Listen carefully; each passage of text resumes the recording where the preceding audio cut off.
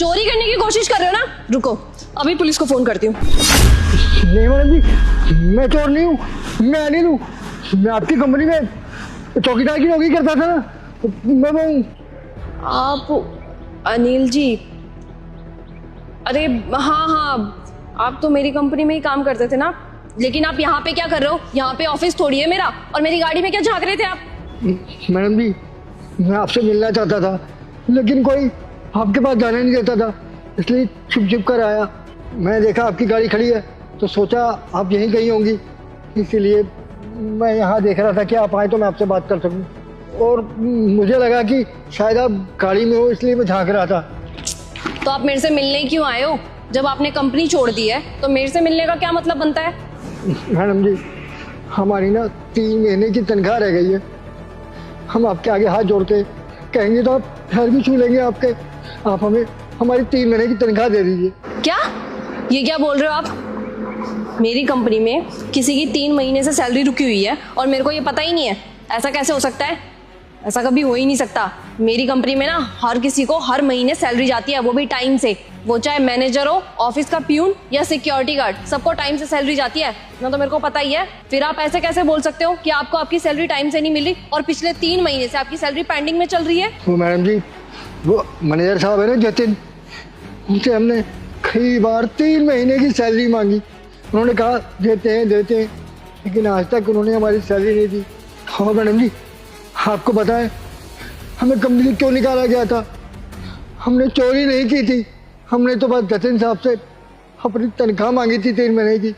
वो गुस्सा कर गए और उन्होंने हम पर झूठा इल्ज़ाम लगवा दिया कि हमने चोरी की है, नौकरी से निकलवा दिया। हम खुददार आदमी है मैडम जी, हम इज्जत की मेहनत की रोटी खाना चाहते हैं, हम चोरी क्यों करेंगे? आप ही बताइए। मैडम जी, आप खुद ही सोचिए, कितने सालों तक हमने आपके यहाँ काम किया, कभी कोई चीज़ इधर से उधर हुई? कभी आपका कोई भी नुकसान हुआ हमारी वजह से? नहीं हुआ ना। वो तो सबसे आपके नए मैनेजर साहब आए ना जतिन, वो हम जैसे गरीबों के साथ ऐसे ही करते हैं, झूठा इल्जाम लगवा के नौकरी से निकलवा देते हैं, और ऊपर से हमारी 3 महीने की तनख्वाह भी नहीं दे रहे साहब। हम आपके आगे हाथ जोड़ते हैं, अब तनख्वाह दिलवा दीजिए। हमें अब कोई शिकायत नहीं किसी से, बस हमारे पैसे हमको मिल जाए ताकि हमारा घर परिवार चल सके। अरे ऐसे कैसे हो सकता है? वैसे कितने पैसे रह रहे हैं आपके? 5000 के हिसाब से 15,000 रुपये बनते हैं हमारे। 5000? अनिल जी की सैलरी 5000 थोड़ी है महीने के हिसाब से, और सिक्योरिटी गार्ड की इतनी सैलरी तो होती भी नहीं है। इसका मतलब कुछ ना कुछ तो चल रहा है मेरी पीठ पीछे। अनिल जी, आप एक काम करना, हमारा जो ऑफिस है ना, वहाँ पे आकर के मेरे को शाम को मिल जाना। एक काम करना, आप ऑफिस में ही आ जाना आप डायरेक्ट, ठीक है? नहीं मैडम जी, हम कंपनी में नहीं जाएंगे। वो मैनेजर साहब जो है ना जतिन साहब, उन्होंने धमकी दी है कि हम कंपनी के आसपास भी दिखाई दिए ना तो हमें जेल में जो आ जाएंगे। देखिए अनिल जी, आप समझने की कोशिश करिए, वो कुछ नहीं कर सकता। वो कंपनी मेरी है ना कि उसकी है। और मैं आपको एक चीज़ और क्लियर कर दूं, मैंने आपकी सैलरी आपको टाइम से दे दी है, लेकिन जिसने आपकी सैलरी आपको नहीं दी है उससे मुझे चीज़ क्लियर करनी है कि उसने ऐसा क्यों किया। तो इसलिए मैं आपको कह रही हूँ, मेरे को उस शाम को आप कंपनी में मिल जाना। ठीक है मैडम जी, हमें तो बस हमारा पैसा मिल जाए और हमें कुछ नहीं चाहिए। जी।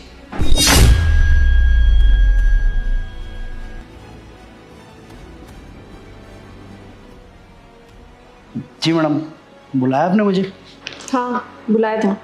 एक्चुअली जतिन, मेरे को ये जानना था कि हमारी कंपनी में जितना भी स्टाफ काम करता है उन सबकी सैलरी तुमने टाइम से दे दी थी? हाँ मैम, सबकी सैलरी तो टाइम से देता हूँ मैं। कभी कोई एम्प्लॉय आया है क्या आपके पास शिकायत करने? अच्छा, दे दी थी। मुझे एक बात और जाननी थी कि तुम जितना भी स्टाफ है उनकी सैलरी कैसे देते हो, कैसे ट्रांसफ़र करते हो? चेक के थ्रू, बैंक के थ्रू, UPI या कैश देते हो?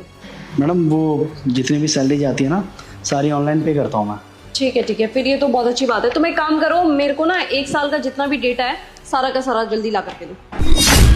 1 साल का डेटा? मैम, 1 साल का डेटा कलेक्ट करने में तो काफ़ी टाइम लग जाएगा। आप मुझे 2 दिन का टाइम दो, मैं आपके टेबल पर पहुंचा दूंगा वो सारा डेटा। सही कह रहे हो, ये तो तुम बहुत ज़्यादा टाइम लग जाएगा इसमें तो एक काम करो, ये पिछले 4 महीने का तो होगा ही ना, पिछले 4 महीने का दे दो मेरे को डेटा। हाँ मैडम, मुझे कोई प्रॉब्लम नहीं है डेटा देने में, लेकिन दरअसल क्या है ना, हमारी प्रिंटर मशीन है वो ख़राब हो गई एकदम से, तो थोड़ा सा समय तो लगेगा। आप मुझे कुछ दिन का टाइम दीजिए ना, मैं सारा डेटा आपको कलेक्ट करके दे दूंगा। अरे हाँ, प्रिंटर अभी तक ठीक नहीं करवाया क्या? उसको जल्दी ठीक करवाओ। और देखना मेरा भी दिमाग कहाँ चल रहा है। तुमने कहा ना अभी कि तुम सबको ऑनलाइन ट्रांसफ़र करते हो। एक काम करो, अपना फ़ोन दो मेरे को। तुम्हारे फ़ोन में तो हिस्ट्री होगी ही ना, और पिछले 3-4 महीने की हिस्ट्री तो होती ही है बैकअप में। जल्दी दो, फ़ोन दो अपना। मुझे समझ नहीं आ रहा आप अचानक आज सैलरी स्लिप के पीछे क्यों पड़ गए हो। मैं तो सबकी सैलरी टाइम से पे कर देता हूँ, और वैसे भी अगर किसी को प्रॉब्लम होती है या मैंने किसी को सैलरी नहीं दी होती तो कोई ना कोई आके तो आपसे शिकायत करता ना।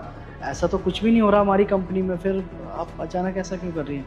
नहीं जतिन, मुझे तुमसे क्या दिक्कत होगी? आज तक मैंने तुमसे कभी हिसाब मांगा क्या?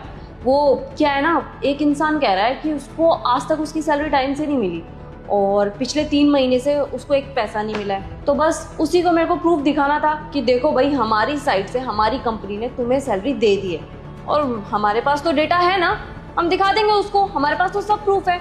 उसको गलत साबित करना था मेरे को, इसीलिए मैं तुमसे हिसाब किताब मांग रही हूँ। जल्दी दिखा दो मेरे को। क्या मैडम, ये कैसी बातें कर रहे हो आप? अरे सबकी सैलरी टाइम से देता हूँ। ये कौन आ गया जो मुझे कह रहा है कि मैंने उसे सैलरी नहीं दी? बुलाना जरा उसको एक बार, मैं देखता हूँ कैसे मेरे सामने जुबान खुलती है उसकी। अरे झूठ बोल रहा है मैडम वो। ठीक है, अब तुम इतना कह रहे हो तो मैं उनको बुला ही लेती हूँ।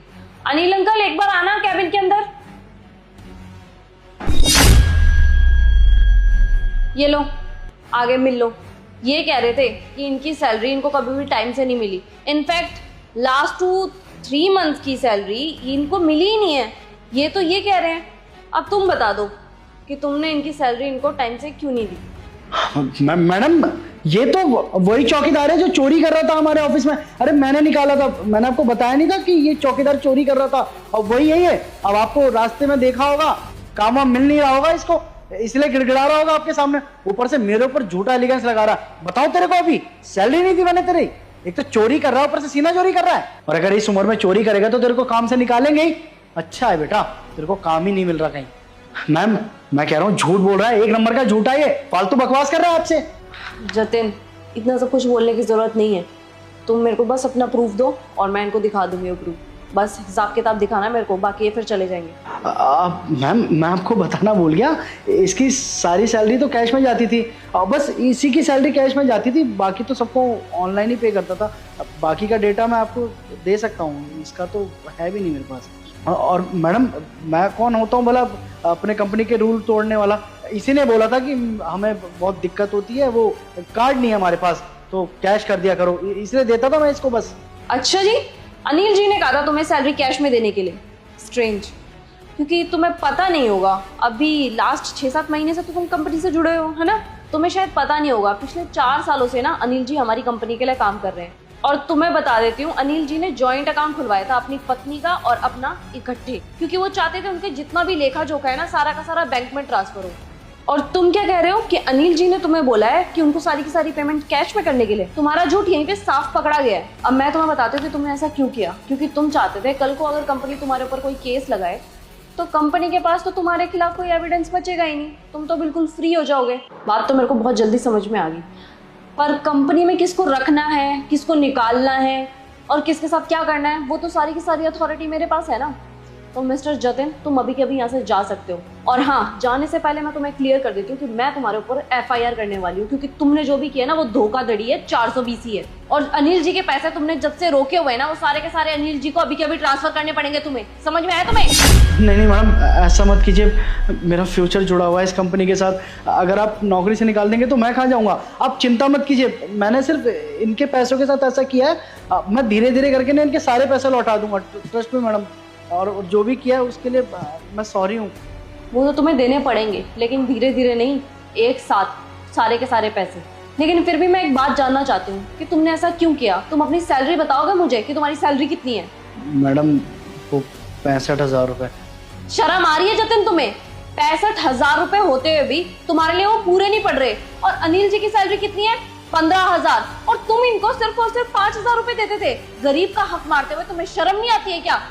मैडम, ऐसी बात नहीं है। मैंने हमेशा कभी ऐसा नहीं किया इसके साथ में, या फिर किसी के साथ भी।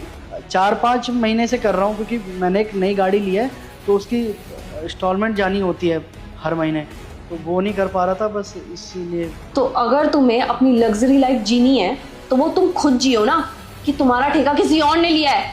और अगर तुम्हें कार इतनी लेनी ही थी तो अपनी औकात देखनी चाहिए थी ना, कि तुम उस महंगी कार को अफोर्ड कर सकते हो कि नहीं, कि तुम इस तरीके से दूसरों से पैसे निकलवाओगे और फिर अपने शौक पूरे करोगे। देखो जतिन, मैं तुम्हें सिर्फ और सिर्फ आज शाम तक का टाइम देती हूँ। अगर तुमने अनिल जी के पूरे पैसे शाम तक नहीं दिए ना तो मेरे से बुरा कोई नहीं होगा। नौकरी से तो तुम हाथ धोगे ही धोगे, साथ में मैं पुलिस को भी बुलाऊंगी, और तुमने अब तक इनके साथ जितनी भी धोखाधड़ी की है ना उस केस में तुम अंदर भी जाओगे। और हाँ, शाम तक मेरे को सारा का सारा ना सैलरी स्लिप का डेटा भी दे देना। मैं देखना चाहती हूँ कि तुमने और कितने लोगों के साथ धोखाधड़ी की है, क्योंकि अब ना मुझे तुम पे एक पैसे का भी विश्वास नहीं है। तो जितना बोला है चुपचाप उतना करो, जाओ ऐसे।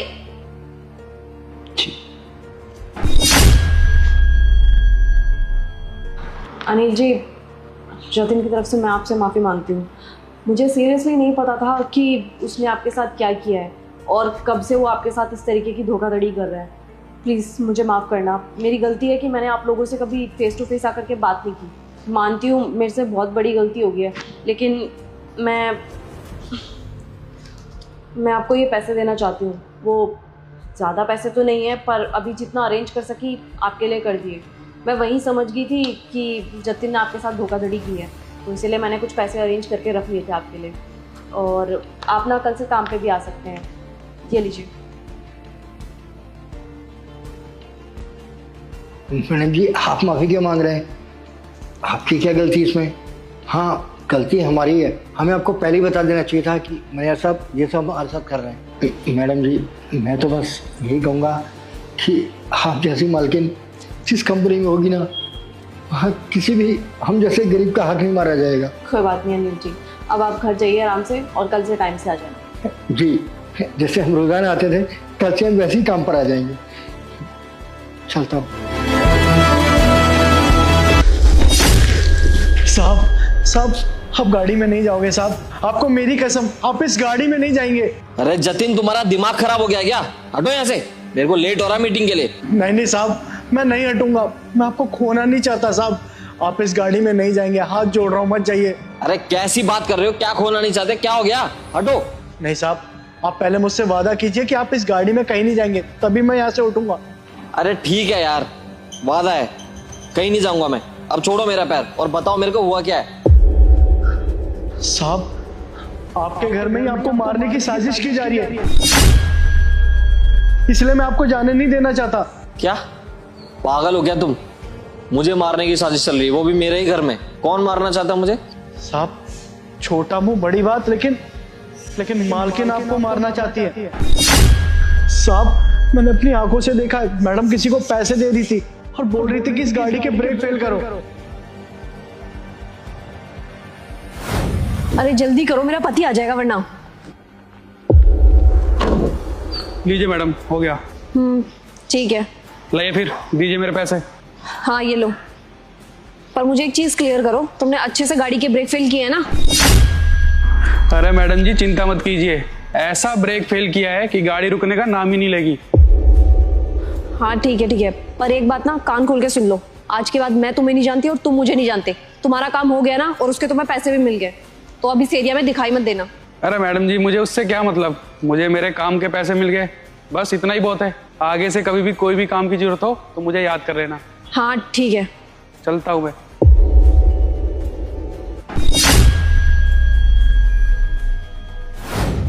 लेकिन मेरी वाइफ मेरे को मारना क्यों चाहती है? अरे अभी तक आप इधर ही हो, गाड़ी स्टार्ट नहीं की क्या? हाँ, बस चल ही रहे हैं। तुम जाके गाड़ी में बैठो, मैं भी आया। ठीक है।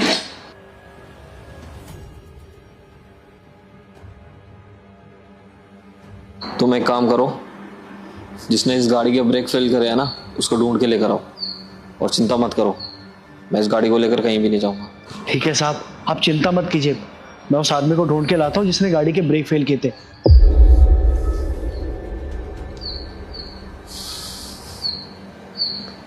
और साहब,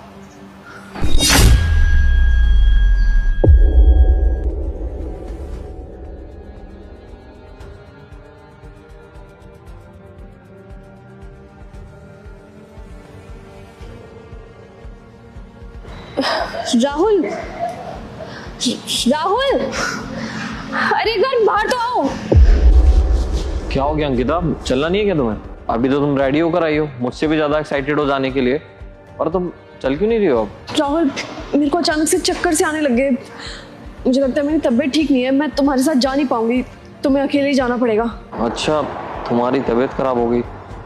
कोई बात नहीं, एक काम करो, तुम रेस्ट कर लो और मैं भी तुम्हारे साथ रेस्ट ही कर लेता हूँ। जब तक तुम ठीक नहीं हो जाती ना, हम नहीं जाएंगे कहीं पे। चलो आ जाओ। नहीं नहीं, तुम चले जाओ वहाँ पे, मैं थोड़ा सा रेस्ट करके आ जाऊंगी। पता नहीं क्या हो रहा है, चक्कर से आ रहे हैं। मैं थोड़ा सा रेस्ट कर लूंगी, ठीक हो जाऊंगी, आ जाऊंगी मैं, तुम चिंता मत करो, तुम जब तक वहाँ पे पहुंचो। अंकिता, तुम जाना चाहती हो या नहीं? जब से देख रहा हूँ बहाने पे बहाने मारे जा रही हो। अरे क्या हो गया राहुल, मैं तुम्हारे साथ जाना तो चाहती थी, तभी तो नीचे आई हूँ, और अब मैं क्या कर सकती हूँ, मेरी तबीयत खराब होगी तो। अभी तुम तैयार थी चलने के लिए और एकदम से मना कर रही हो। राहुल देखो, बात मत करो, टाइम वेस्ट हो रहा है, और वैसे भी तुम मीटिंग के लिए लेट हो चुके हो। तुम जाओ, मैं बाद में आ जाऊंगी। तू कहीं नहीं जाएगी, यहीं रहेगी तू। जतिन, उसको लेकर आना। साहब, यही है वो लड़का जिसने आपकी गाड़ी के ब्रेक फेल किए थे। बता। तू जानती है इसको?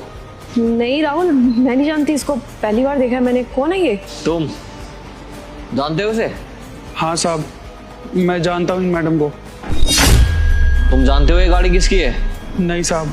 अरे जब जानते ही नहीं हो कि किसकी गाड़ी है, बिना जाने पहचाने किसी की गाड़ी का ब्रेक फेल कर दोगे तुम जानते भी हो तुम्हारी इस गलती की वजह से ना किसी की जान भी जा सकती है। साहब, चंद पैसों के लालच में आ गया था, आगे से मैं ऐसी गलती कभी नहीं करूंगा, बस इस बार मुझे माफ कर दीजिए। तुम्हारी ये हरकत की वजह से ना मैं पुलिस कंप्लेंट कर सकता हूँ। आज के बाद अगर किसी के साथ भी ऐसा किया है ना, तो मुझसे बुरा कोई नहीं होगा। जतिन, समझा दो इसको ढंग से। और सुन, आज के बाद अगर इस एरिया में दिखा ना, तो मुझसे बुरा कोई नहीं होगा। निकल निकल यहाँ से। और तू, क्या कमी छोड़ी थी मैंने अपने प्यार में? तेरे सारे शौक पूरे करे मैंने, तो तू मेरे को मारना क्यों चाहती है? मुझे तो यकीन ही नहीं हो रहा कि तू मेरे साथ ऐसा कर रही है। कितना भरोसा किया मैंने तेरे ऊपर, और तूने क्या दिया? धोखा।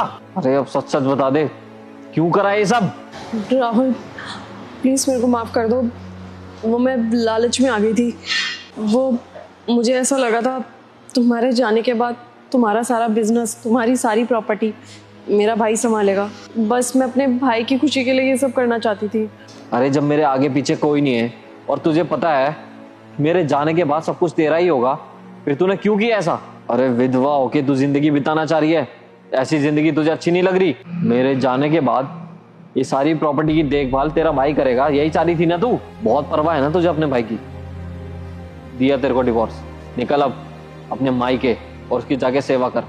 नहीं Rahul, I am so sorry, मैं जानती हूँ मेरे से बहुत बड़ी गलती हो गई है, पर मेरी गलती की मुझे इतनी बड़ी सजा मत दो, मेरे को डाइवोर्स मत दो राहुल, मैं तुम्हारे सामने हाथ जोड़ती हूँ। देख, मेरे को हाथ उठाने पर मजबूर मत कर, चुपचाप चली जाए यहाँ से। समझ में बात आई तेरे? चल जाए यहाँ से। तूने जो गलती करी है ना, उसकी कोई माफी नहीं है। क्या यहाँ से?